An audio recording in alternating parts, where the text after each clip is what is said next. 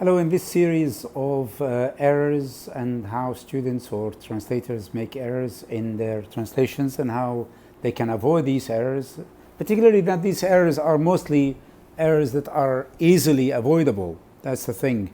And because they are easily avoidable, and to be honest with you, as you know, that errors, when you point out errors to anybody who's translating or doing anything at all, it will shake their confidence. And that's why most of the students or translators are not sure what to do about their own translation and how good is their translation or whether it's good or not. The choice of words, the sense, and so on. It's quite a lot of elements that needs to be, or factors that needs to be addressed when you are translating, so that you make sure that it is correct. What I'm going to do now is that I'm going to actually explain to you some of these errors, give you examples as well. I've got that on computer, which I will show you now what they are, so that you can benefit from these errors and avoid such errors. And most of these errors that I'm pointing out have got rules behind them, so that you are more equipped so that in your translation, and you don't need to worry about the quality of your work, because you are confident that these are errors that can be avoidable. Some of these examples that I have here for you are here in this text. This text is taken from a book called 1984 by George Orwell. The words that I've underlined, are the ones that are problematic. Of course, things like, of course, the word al-hadd al-masmuh bihi is not a problem, because it says the age group or the age allowed after the age. يعني الحد السن المسموح بها. طبعا كلمة سن هي مؤنثة. And then there is the word ذكاء here. Here we talk about jawasis in this context, and the fact that it's to do with istikhbarat and so on. And the student, she did not realize that the word intelligence she's chosen the word dhaka, which is really the actual main primary meaning of the word intelligence. And this primary meaning we should avoid, really, because this primary meaning is very misleading at times. Even though the word intelligence means dhaka, but sometimes it can mean also al-istikhbarat. So therefore, you have, in this context, it is al-istikhbarat and the other one too. There are lots of other issues regarding spelling. Yanfuthu, she's misspelt it. And then there is also, there are two words that are relating to DIY work. For example, he's trying to be a plumber, the character in this novel, and he says, can you get me a spanner? And the spanner is mfak samula and not mfak baraghi, but of course it was mistakenly translated as mfak baraghi. This means that you have, if you are not aware of this or what it means, this tool, you have to go and search for it, and in order to get the right tool or the right name for that tool in particular. And talking about that in particular, because that is something I have come across before, is that it's regarding when I was doing some translation for fashion program, and I used to have problems when I was at MBC translating certain terms, like for example lip liner and eyeliner and blusher and foundation cream and so on. Well, what needs to be done in this case is that you need to go and search for these terms and find out what their meaning is, because if you're not sure what the words are for these terminologies, you need to really go and search for them. Otherwise, your translation appears to be not as professionally done as you should have. So all the terms in the area, you need to go and search for them and find out what they mean and what they are. So that's really very, very important in translation, is to find the actual term that is required for that. Talking about another point which is also very, very commonly used by students is the subject-verb agreement, which is quite known. It's called VS agreement. This is when the verb agrees with the subject, i.e. if the subject is masculine, the verb needs to be masculine. If the subject is feminine, then the verb needs to be feminine. Here's an example, which I have here for you.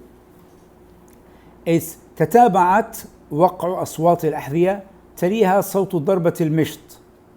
Of course, it's وقع is masculine, so it should be تتابع وقع, and then تلاه صوت. تلاه صوت.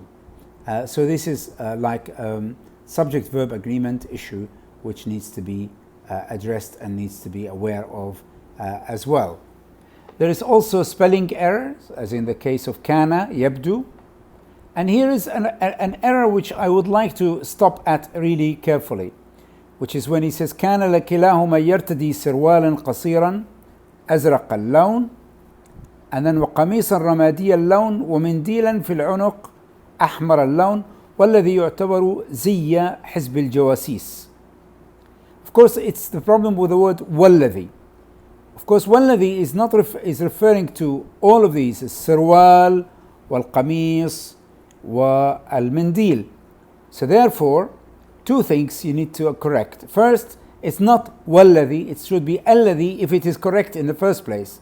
It's the same والتي in the bottom one about التعابير. It should be التي, not والتي. But going back to والذي يعتبر زي حزب الجواسيس, it should be, of course, because the back refers to the السروال والمنديل and also والقميص. So you can always put a comma after أحمر اللون and say وهو زي يعتبر أو يعتبر زي وهو زي الزي الذي, يعني we can repeat the word الزي الذي يعتبر زي حزب. So we need to talk about the زي. The way it is now written والذي, it's referring only to المنديل, but then there is قميص and there is also سروال. So you have to be more accurate in your pronoun, relative pronoun, where you are using it. Another element here is about the word مدركا. Look at this sentence, it's a very interesting one here. لمعت في عيني الفتى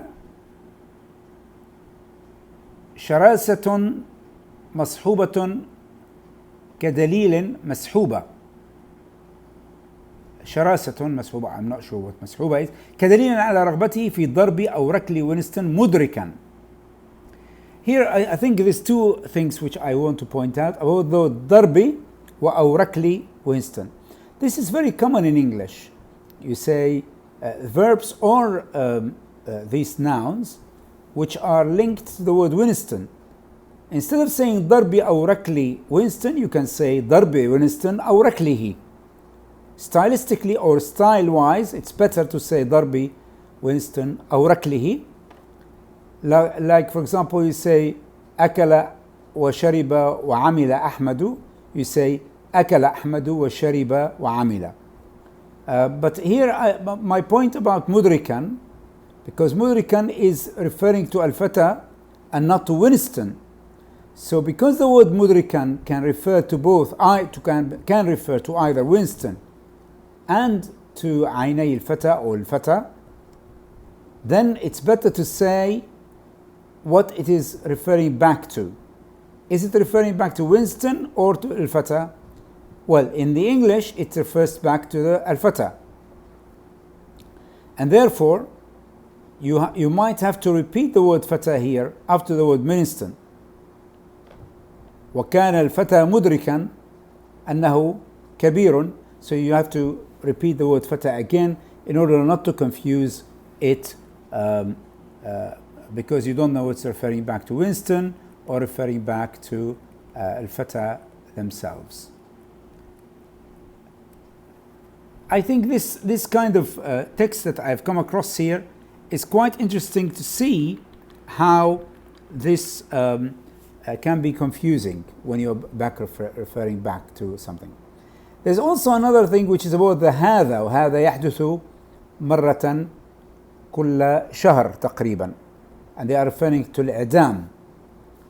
I think the words, this diacritic word, which or pointing word, the word هذا وهذه like in English, this and that and these and those, and also I and you have to be careful with them because they are outside the text. You're referring to something outside the text or maybe before in the text. So it's better to say ويحدث هذا الإعدام ويحدث الإعدام مرة كل شهر تقريبا in this context, because the word هذا is referring to word إعدام. So ويحدث الإعدام مرة كل شهر instead of the word هذا, in order to clear this kind of diacritic word or pointing word. Now I wish that this what I just covered, I hope that it actually shows you what kind of errors that this student has got, though they don't seem to appear very clearly, but backward referencing like مدركا is quite important to make sure that it is referring, if there are 2 characters or 3 characters before, to which one it's referring to. And also the word والذي, as we have seen earlier, and also words like الذكاء, or words that got more than one meaning, primary meaning and secondary meaning. Most of the time students make mistakes in choosing the primary meaning of the word, as in the case of the word intelligence. They've chosen it to mean الذكاء, and when it should be referring to الاستخبارات أو أجهزة الاستخبارات. So basically that is what the student has done, is chosen the primary meaning of that word when it should have been selecting the secondary meaning. Also in the case of when you are translating something you don't understand very well, as in the case of DIY, and this student, female student, she doesn't know much about DIY, so she didn't know, and she translated the word spanner as مفك براغي. It should have been translated as مفك صامولات أو مفك الصواميل. So that is what is the problem with when you are translating something or an area which you're not familiar with, as in the case with me when I started doing that. For example, what is a shift dress? I had to find out that it is فستان سادة or a pencil skirt مثلا وهي معناها تنورة قصيرة. So قصيرة جدا. So that is really one of these things, or a skirt. A skirt means the shape of an A, and so on. I mean, pear-shaped. You know, for example, you say this project went pear-shaped. Pear-shaped, yani, it means it has failed. You know, it's like a pear. The pear goes at the bottom a bit bigger than the top because it was not well planned, and therefore it has actually not succeeded as a project. So the project or this matter went pear-shaped. It means that it has failed miserably, or it's not doing very well. So this is another thing about choosing words in certain field, that you have to make sure that you understand the meaning and you understand the context very well and the area very well. You need to ask experts if need be. Experts are tools of translation. They are used as tools in translation, and they're not themselves an end in themselves, but they are just means to help you in your translation. So if you are translating in the medical field, you can ask experts in the field, like doctors and nurses, to tell you, to explain to you a certain case, what it means, so that you understand it, so you can put it in the other language quite clearly. The same in fashion, the same in DIY, and so on and so forth. I wish you the very best, and I hope that this video has been very useful to you. Best of luck.